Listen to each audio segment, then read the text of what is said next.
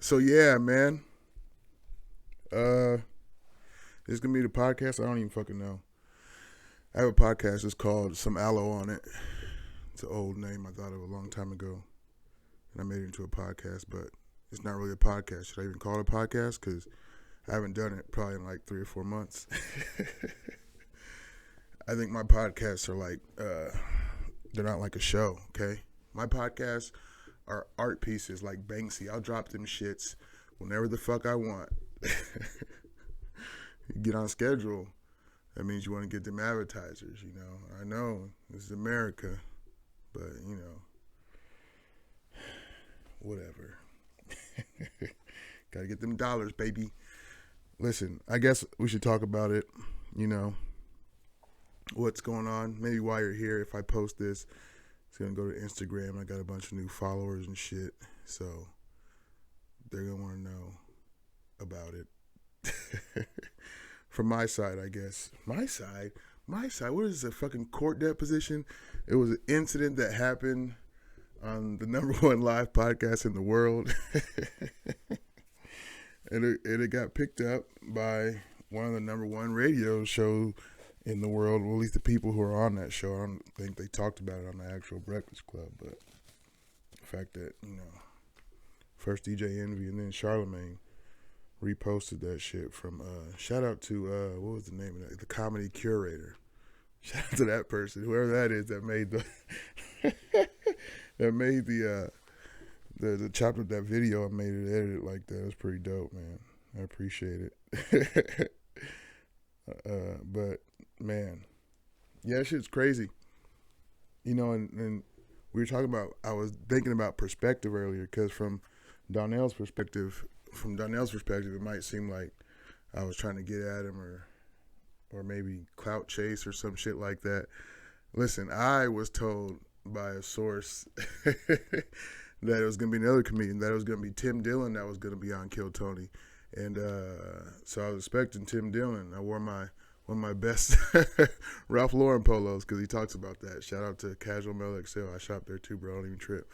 And so at the last minute, you know, the show's about to start, and I see fucking Ashy Larry walk by me, and he's not ashy. Not for this show. He wasn't ashy. It's like, oh shit, that's Donnell Rawlings. And he fucking goes on stage. I'm like, well, okay. So it's Donnell Rawlings, and things just were triggered. Things were triggered by him, you know, and you just got to understand from my perspective how things could be triggered. It's never no trying to clout chase, trying to, you know, get famous from going at him. I honestly thought I had two jokes that I had. First off, let me go to the beginning, because I got to go clear to the beginning so you understand my perspective completely. A long time ago, I used to be a security guard, and I used to watch podcasts. And it would be like 3 podcasts. Well, actually just 2 at first. Maybe 3. No, 3 at first. 3 podcasts was in heavy rotation in my little... I was in a bomb-proof fucking booth at a bank. Anyway, I would just sit in there and watch podcasts and let fucking vehicles in and out of this garage area. And so it was like, what the fuck? It was Adam Carolla's show. It was fucking Joe Rogan. Those are the podcasts. Then eventually, Joe Rogan, I think he talked about it. I don't know, but there was this new show, Kill Tony. It's about comedians. My favorite thing on Joe Rogan's podcast, besides all the information I would learn from like the scientists and shit that come on, was hearing conversations with comedians. So that made me, you know, I think, get really attracted to comedy, to want to do it. And so, I mean, I always fuck with comedy. I used to watch Comic View and all that shit back in the day. I used to watch Def Jam when I could. We didn't always have premium channels growing up. But yeah, so fast forward, you know, I got into Kill Tony, and that made me just want to do it eventually. I think a lot of people, they'll watch shows like Kill Tony or go to open mic and see people die. People just eat shit, you know, and it happens. And you can eat shit early and get better, but a lot of people eat shit on that show, and it's not, I don't enjoy it, but I don't mind it, and I just, sometimes I be looking at it like, how could this have been funny? Could this have been funnier? Is it the delivery? Is it the words? Is it just the nerves, anything could go to make someone just die up there. But it also kind of inspired me. Like, if they can do it, I can do it. Even if I die up there, they can do it. And some people would die up there and come back, you know? So I got into it. Fucking ever since it was in the fucking belly room, I was into it, man. Then it moved on to I was out, not security. I was driving a truck, just driving the fuck around. So that's even more time just listening to podcasts. So I got more into it. And then it fucking got bigger. Went to the main room at the Comedy Store. And then it got just huge and fucking, they started going on tour. Then eventually they came to my area. And when they announced they were coming to my area, that's when I was like, I don't have any excuses now. Like, I have to start. I had been thinking about seriously starting. I actually went to one open mic and then didn't go back, like, just to watch it. And then didn't go back for probably like a year. I think it was like a year. I went back the next year because they announced Kill Tony was coming, and I wanted to go back, see it again before I actually signed up. And then so I went to one, and then I think I went to another one. Or did I? I don't even fucking remember, man. I'm trying to think if I went to Penguins first before I actually signed up, or if I had just gone to Yacht Club, watched that one, and was like, oh, I can just go sign up at another open mic. I don't know what the fuck happened. But anyway, did my first set at Penguins. It went very well. And it was just so I can get ready for Kill Tony. I put together 5 minutes because that's what you need. And for open mic. You only need one for Kill Tony. And then so I did that. Went on Kill Tony, and it's crazy how I got on there. You know what I mean? Which is part of my appreciation for the show. For what it is, for what it does for people. You know, just people who want to try this shit out, you know. But it's crazy how I got on there. If some of you will remember, it was Kill Tony Omaha.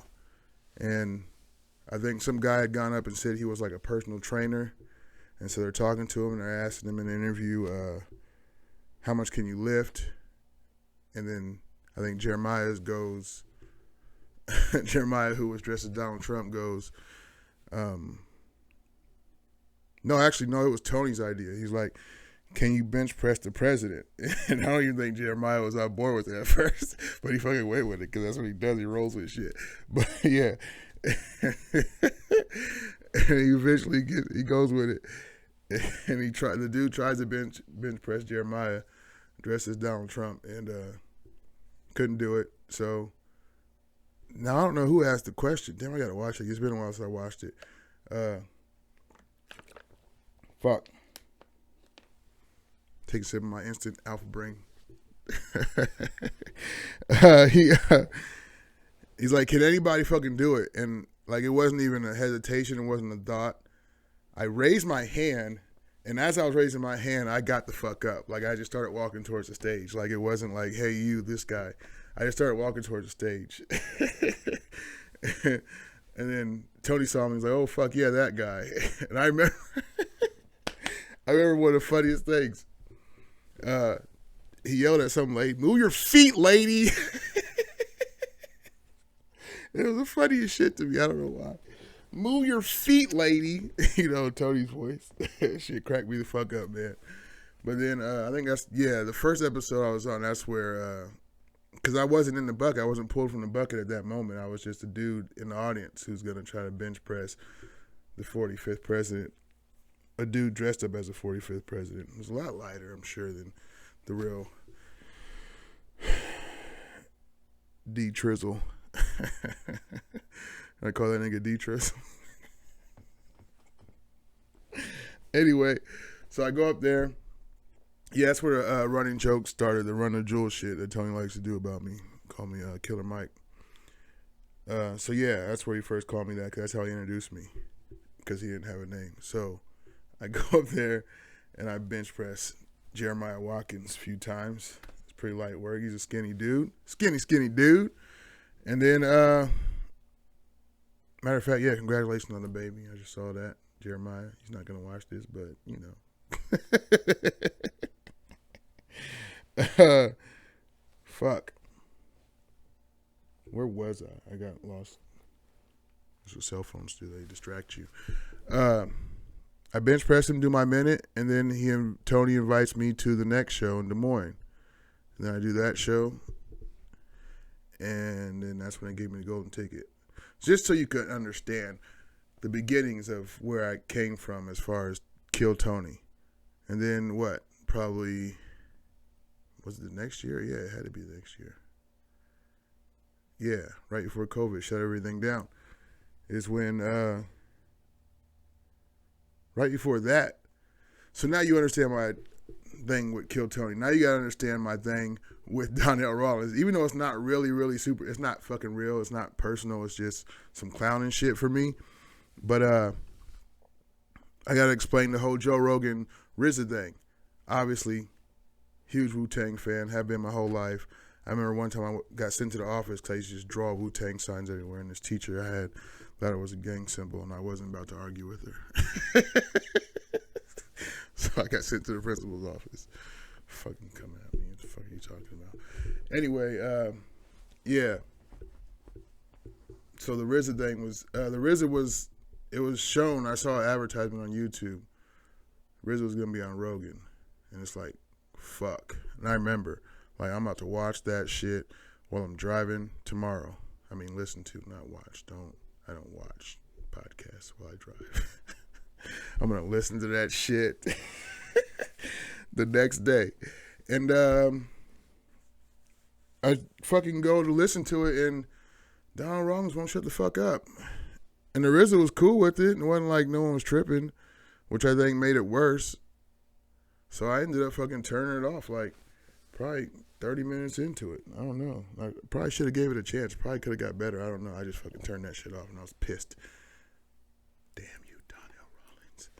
So that was honestly the first strike as far as me and Donnell Rawlings go. And then fucking the second time, and it wasn't even like a strike. It was just like, that's what it is, and duly noted. That's all it was when he went at it with David Lucas on Kill Tony, episode 440. Because David Lucas is, known for roasting people, and that's like his thing. Not my thing at all, by the way. I don't do that. It's his thing. And he went at it with Donald Rawlings, and Donald Rawlings just basically just yelled over him the whole time while David Lucas is trying to get actual roast jokes out and say some shit, and it just fucked him up, and he didn't really do it. So I remembered that. And then a few episodes later, it was kind of the same thing.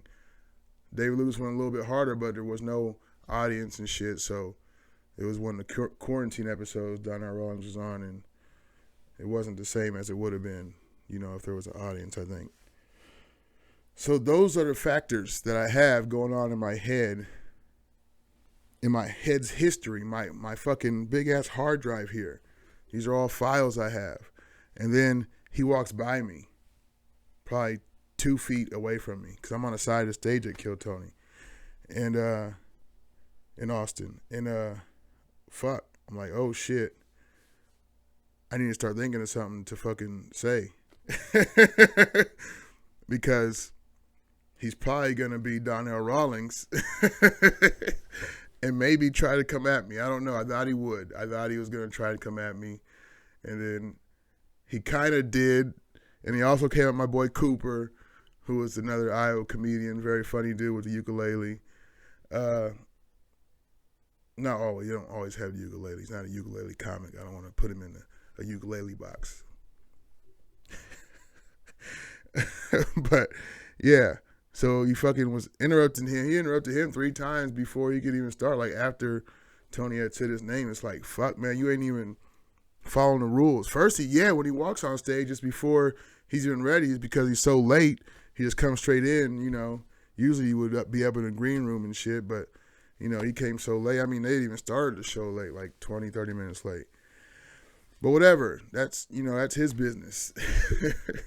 So he just had been fucking with people, and it was just like, I don't know if he's really respecting this show that I love and value. That is a reason for which I have started comedy, which has basically changed my whole fucking life. If you know all the other shit that's happened locally here in Iowa, But, yeah, man. So those were the things that were fueling my fire. And then what happened? I go do my thing, my minute. The first punchline that I usually get didn't land well, but I rolled with it. I just kept going, and it went all right. I feel like they got on board with my little possum bit that I did.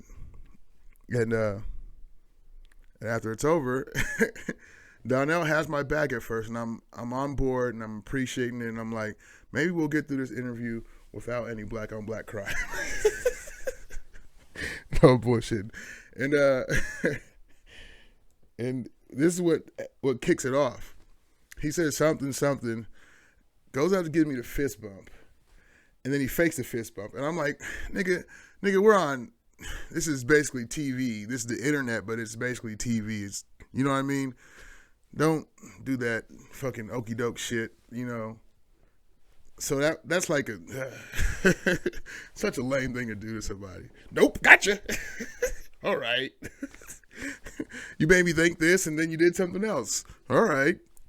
And that offends me. So I said, that's one. Okay? And I know saying that's one is kind of, in a way, a shot back, Because then it's like, oh, that's one. Let's just we got to go here. And then I think Tony says, oh, that's one. What does that mean? That's one, or something like that. You saw it, man. You saw what happened after that. So it wasn't never no fucking trying to get Donnell, trying to.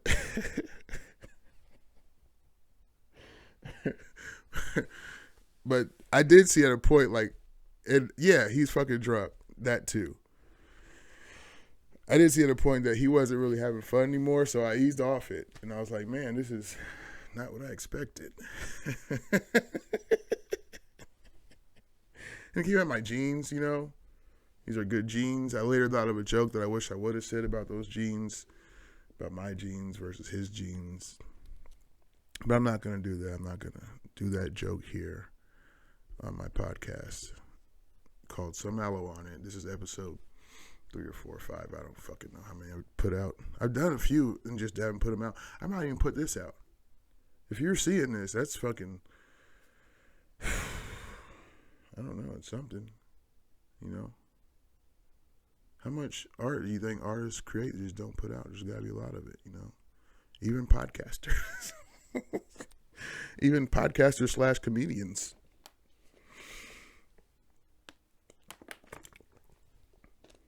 Sorry if that's loud in your ear. I hate when people make fucking drinky, eaty noises on podcasts. So I'm going to apologize, but I might do it again a little bit later. Anyway, that shit's crazy, man. I don't even know what else to say, man. That shit's crazy. I still have comedic respect for Donnell Rawlings. Everybody that I look up to as far as, I haven't seen much of his stand-up, so I can't really, you know what I mean? I seen the 30-minute thing on Netflix. And, usually you judge kind of, us as comic fans, we kind of judge comedians by their special, it's a fucking special thing. So it's like basically their piece for that period, So I need to see an hour special before I can, but I know that people that I respect communally whose shit I've seen a lot of, whose actual stand-up I've seen a lot of, they say he's a legend. Everybody from the East Coast say wild shit about shit he used to do, just fucking destroy rooms. So it's not no fucking real disrespectful shit at all. Fuck that. No, I wouldn't do like that. That's not my style. Like you'll see on the next episode where I eat shit on my minute, but I was happy because I got to talk to Ron White and tell him that story. You'll see when it comes out. If it comes out. I'm kind of hoping it doesn't come out because it's so bad. My minute is so bad on that episode just because I didn't fucking finish it and it just wasn't really going well. The energy was fucked up, and I hate to blame the crowd or nothing like that, but it's a weird energy. A lot of people didn't do great on that show. One guy destroyed and got 2 shows off it, and I wish I would have heard his set, but I was upstairs. But yeah, man. What was my point? I hope they don't air it. Is my point. Yeah, because then Joe Rogan's gonna take back what he said about me. He's like, you know what? I take it back. I'm gonna at least take back one fairy. He's just funny. He's not very, very funny. He's just funny. That's what he's gonna say. He's gonna retract that statement. But no, man, this shit's fucking wild. Cause I only been doing this shit 2 years coming up on, and what?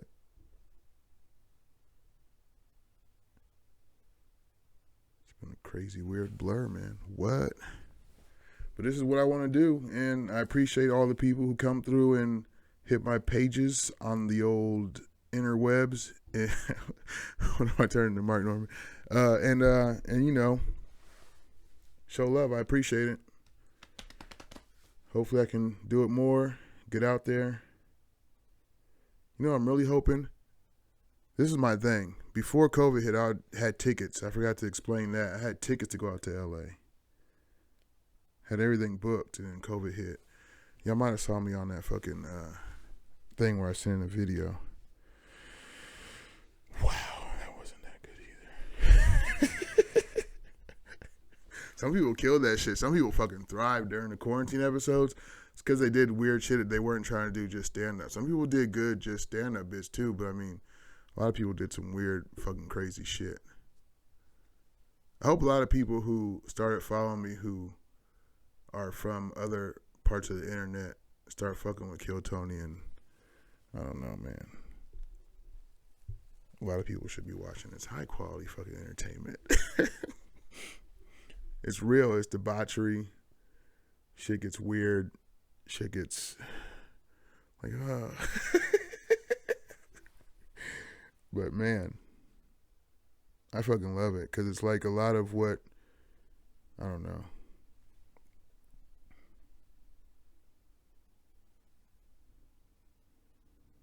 A lot of what's great about comedy is the shit in the moment, you know.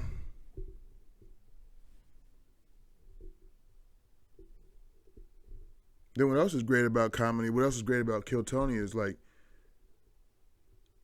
there's so many people who come from so many crazy different backgrounds that fuck with it, and they can all, you know what I mean, get on board with the one thing of trying to be funny.